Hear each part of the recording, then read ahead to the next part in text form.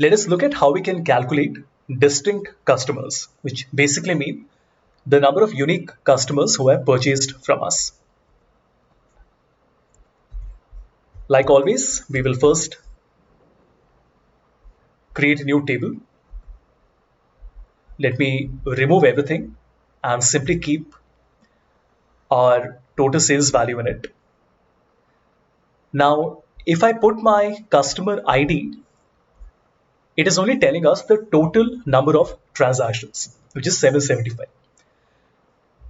There are two ways of finding distinct customers.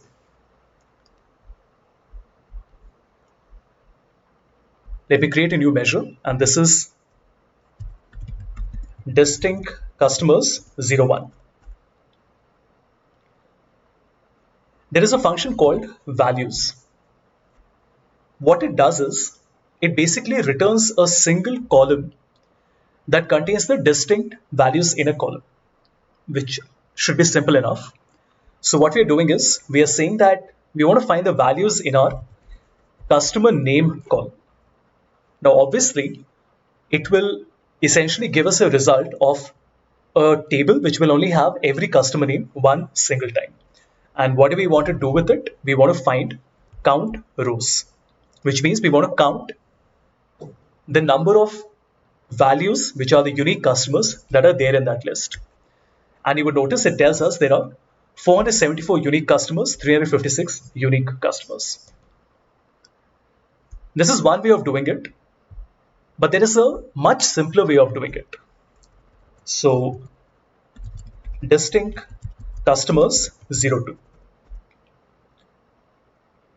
We can simply write distinct count and select customer name. Very simple, right? And you notice we get the same result. Now you must be wondering that if we have a function called distinct count, then why are we using count rows and values? Obviously, there is a reason for that. While distinct count is great for simple calculations, it is important to learn how count rows and values work.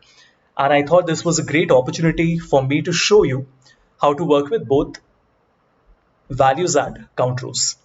But do remember, for this specific example that I'm showing to you, you can use either one of them. What we can also do now is, as an extension of this, we can find average transaction per customer, which means this would be the count of customer ID, which is count of customer ID divided by the distinct count of customer ID. Let me select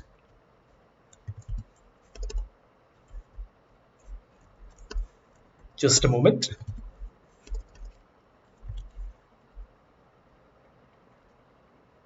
Okay, for some reason I'm not able to select customer ID. Okay, this is okay. So I'm choosing the count, and then in the denominator we have the distinct count. So what it is doing is, it is basically telling us, if I show you the decimal place, that on an average 1.64 transactions are happening per customer. That means there have been total 775 transactions, 474 unique customers, and you can see the number here. So if I remove the subcategory and I keep my region, you can find the most efficient region. And very clearly you can see that West is the best region because every customer is purchasing 4.67 times on average. And the worst is South, which is only 3.16 times. And that is also probably reflecting in the total sales amount.